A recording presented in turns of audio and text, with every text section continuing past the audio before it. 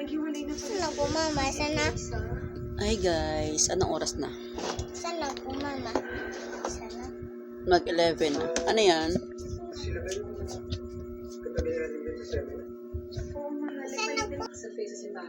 So mag-11 na guys, open pa rin kami pero tahimik na ang paligid. Ito yung store namin guys.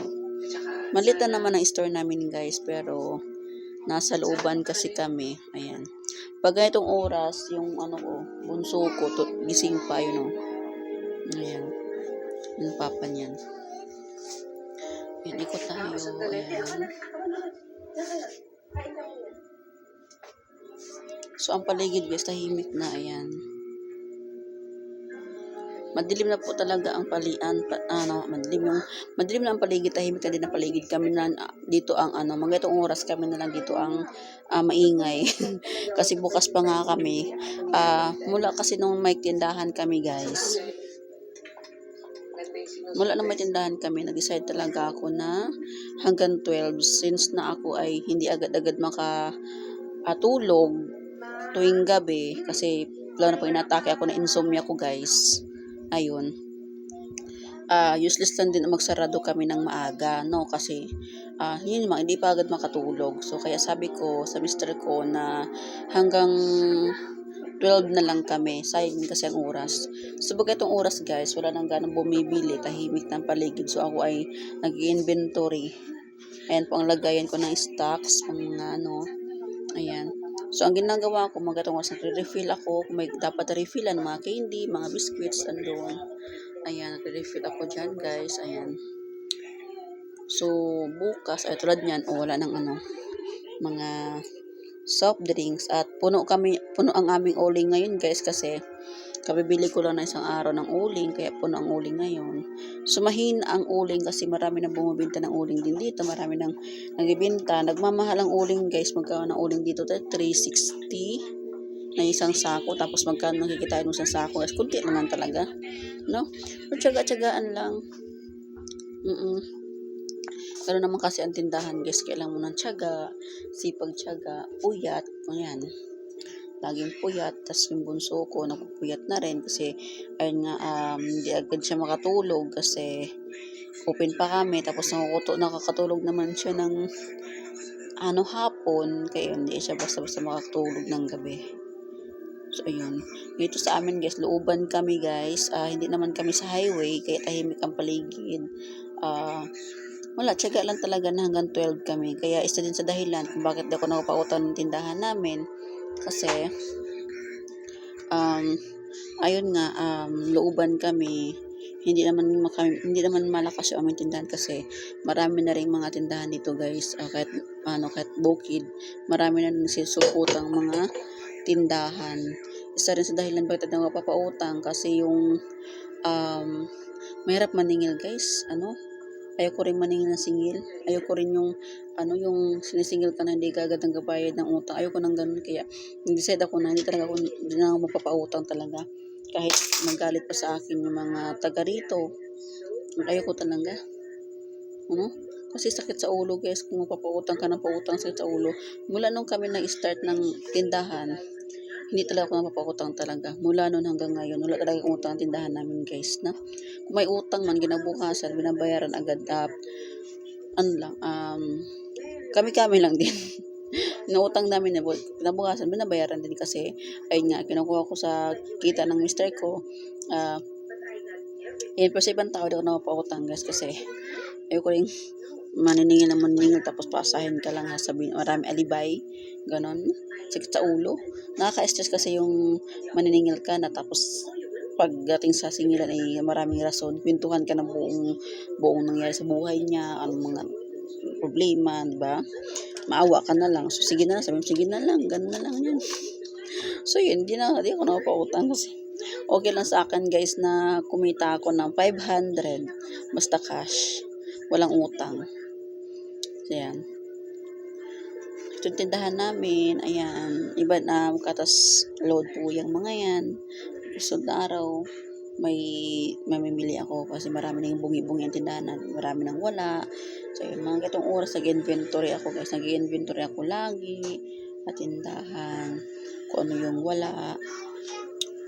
Dito rin kami kumukuha na pang araw-araw namin. Dito ang aming ito ang aming bread and butter kasi tindahan namin. Pero mister ko may ano yan, na masada pa yan, mister ko yan.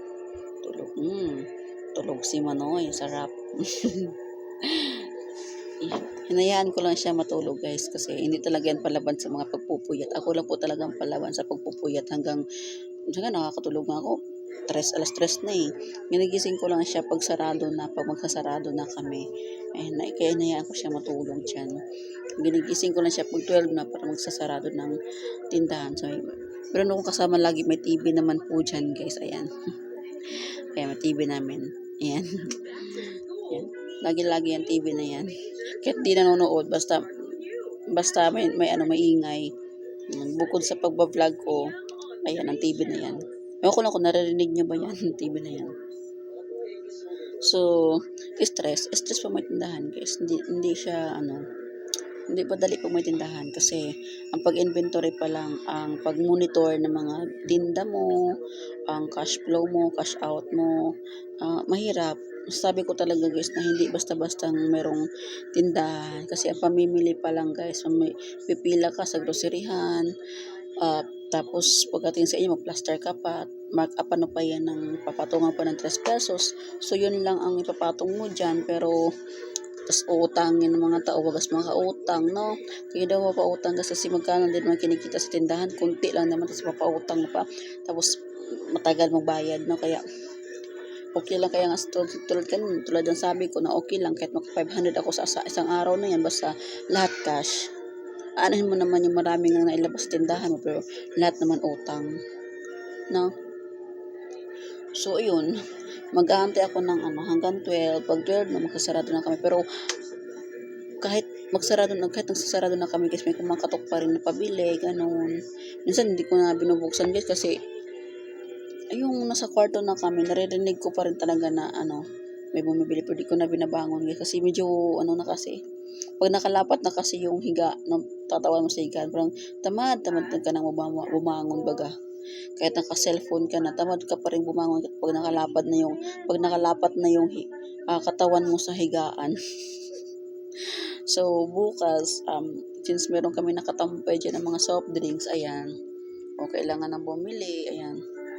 Ayun, si mister ko bibili na yan bukas. Naka-ready na yung pambili. Binilang ko na yan guys. Pambili bukas ng soft drinks. Ayan. So, ganito ako sa bahay. Ganito ako ka-strike pagdating sa negosyo. Sa even my TPC. Ayan, strict din ako pagdating dyan sa tindahan. Ayan. Yun naman, basta lang masabi ko pag may tindahan nag-stress.